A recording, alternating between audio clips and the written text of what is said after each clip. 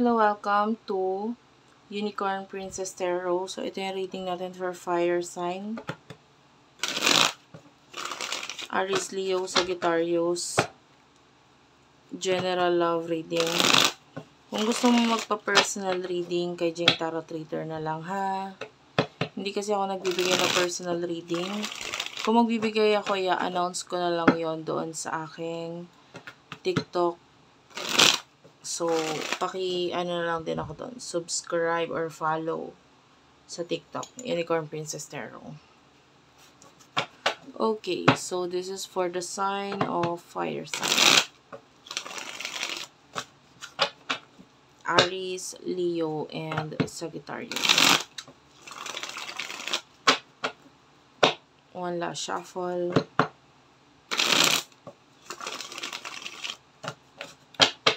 Okay. Main energy ni fire sign. The Lovers. Five of Wands.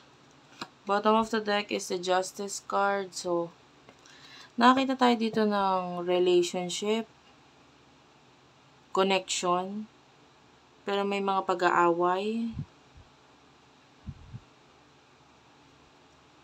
The Justice card is here, so pwede nagkakaroon ng pag-aaway, but you know, you're still connection or connected with this person.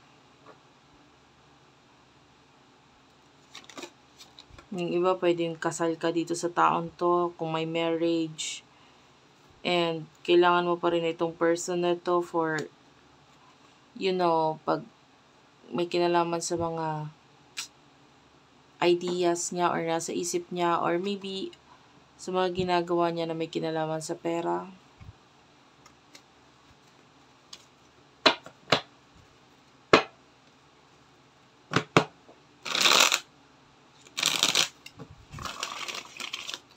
Clarify the Five of Wands.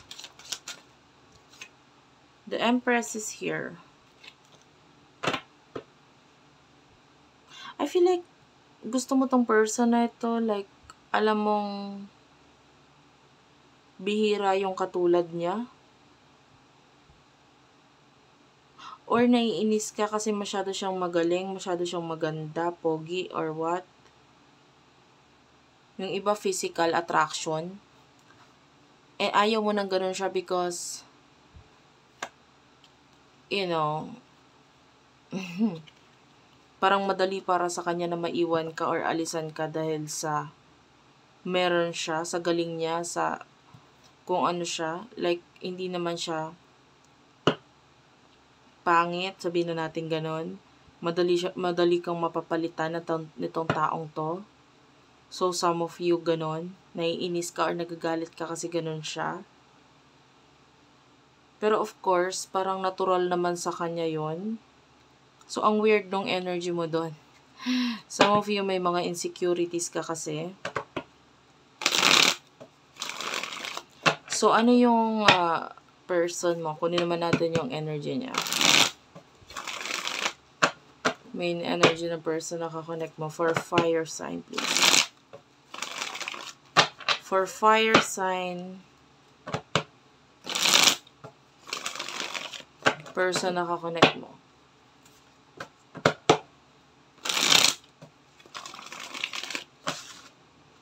Okay. For fire sign. Person nakakonect ni fire sign. Okay.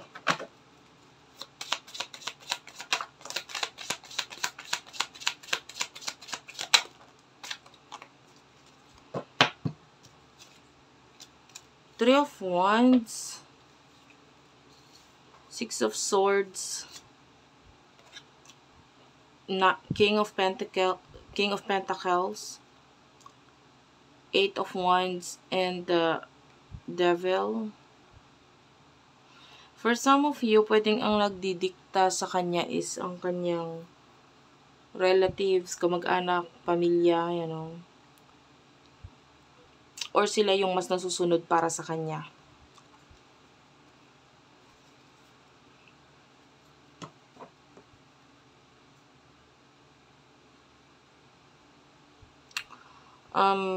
tinatry na mag-move on itong person ito from something. I feel like may mga times na nandyan siya pero parang wala siyang pakialam sa'yo. And this person, meron siyang iniisip na iba. King of Pentacles is here. You're dealing with someone who is good at money, magaling sa pera, maybe a business person, or, you know, maybe a stable person. Magaling sa pera, madaling makakuha ng trabaho or ng maybe magaling na negosyante. Anong emosyon mo sa taong to?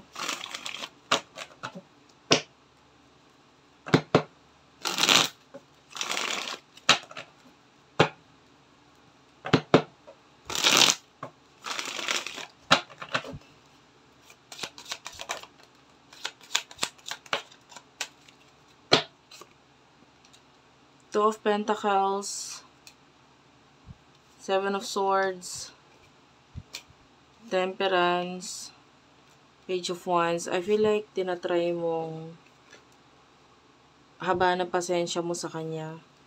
Umiiwas ka or nilalayuan mo yung something na makakapagpagalit dito sa person na to. The Two of Pentacles, I feel like pinapriority mo na lang itong mga obligasyon mo.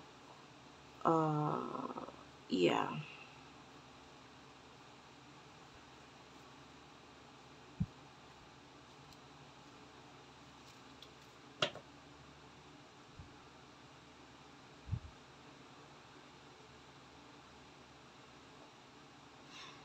I feel like yung iba sa inyo may mga iniiwasan kang ka-chat or ka-text or message. Can be with anyone or anywho. No? Yung iba sa mga kaibigan. Iniiwasan mo na lang. Kasi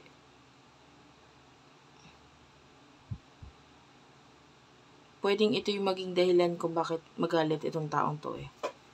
So may pag-iwas kang ginagawa. Emotion ng person na ito towards you.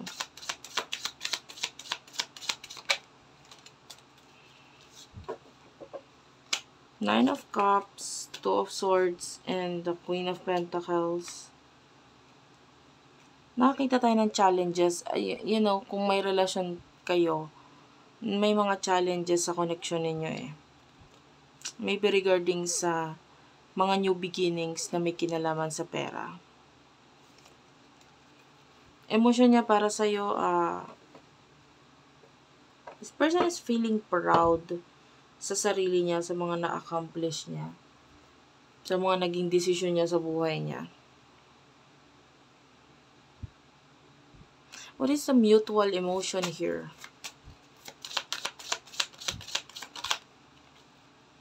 Four of Swords, Five of Cups.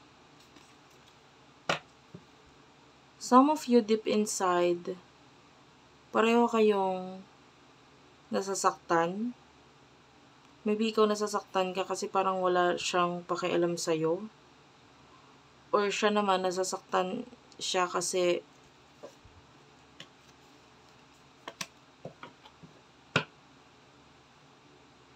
wala kang ginagawa regarding sa connection ninyo or what. Pero might be hindi mo nararamdaman yon kasi feeling mo ginagawa mo lahat. So what will happen in the future for the both of you?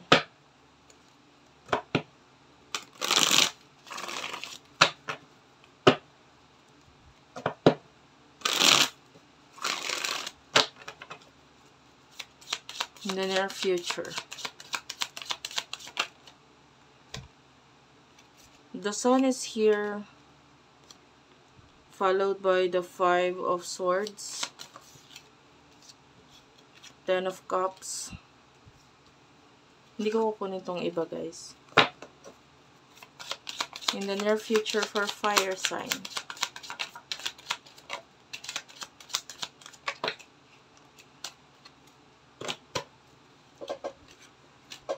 Knight of Wands, Six of Pentacles, the World, and the Page of Swords.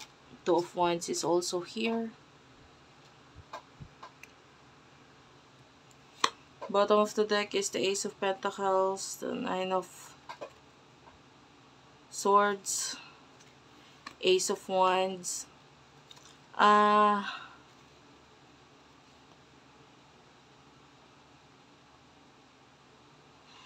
feel like there's happiness actually in the future eh.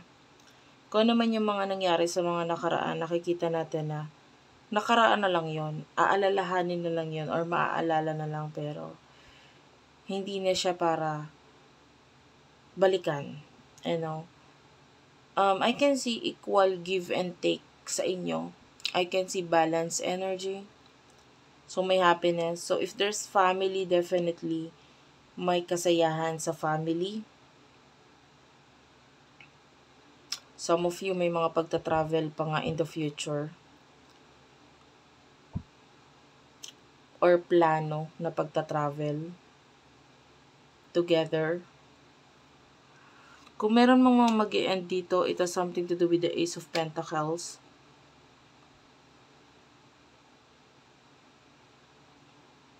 Kung ano yung mga sinimulan na hindi masyadong nag-work out, maybe may kinalaman sa pera. Nakita tayo ng mga problems regarding doon, so tendency, sige, tapusin na lang natin to, wag na lang natin ituloy. Okay? And you do have the Ace of Wands. I can see another new beginning na mas mag-work out para sa inyo kasi nakakita tayo ng pera doon. Medyo maraming obligasyon nga lang nagagawin, pero the Fool, I feel like hindi nyo na mararamdaman masyado na mabigat itong obligasyon na to kasi sanay na kayo. Okay? Regarding financial problem, pagdating sa pamilya, ay kita natin na matatapos na ito in the near future. Okay? So, maganda. Kasi, alam mo, itong connection na to, very mature actually. Very mature. Normal yun eh. Wala akong masyadong naramdaman na love. I mean, aaminin ko yun. Wala akong masyadong naramdaman na love. Pero, sa matagal na magkarelasyon, lalo sa mag-asawa, normal naman na nawawala talaga din yung love sa isa't isa. Pero nandun yung pag-iintindi, 'di ba, na ginagawa mo nga sa person na ito, panguunawa, and then pagtutulungan, no? Na maaaring may kakulangan ang bawat isa, pero natututunan yung unawain ang kakulangan ng bawat isa. So, ang tendency, nagkakaroon man ng problema, hindi man masyadong nag-work out or nagkakaayos, but dadating pa rin yung time na magiging okay ang lahat, na magiging masaya ang lahat. Okay? So, very mature. Hindi na kasi parang, dumating na kayo sa point na hindi na kailangan ng emosyon. Ang kailangan na lang yung partnership. Thank you very much. I love you all and bye-bye.